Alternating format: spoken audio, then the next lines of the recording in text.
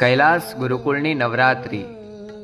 જે ઉજવાય છે પૂજ્ય મોરારી બાપુની પ્રેરણા અને સાનિધ્યમાં સત્ય, પ્રેમ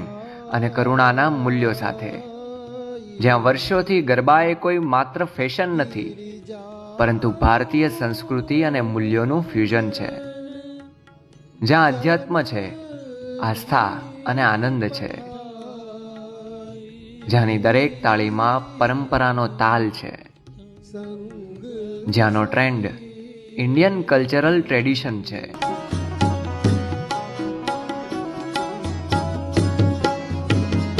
હવે મંદિરના બારણા ઉઘાડો મોરી માં, ગગન કેરે ઘાટિયા નોરતાની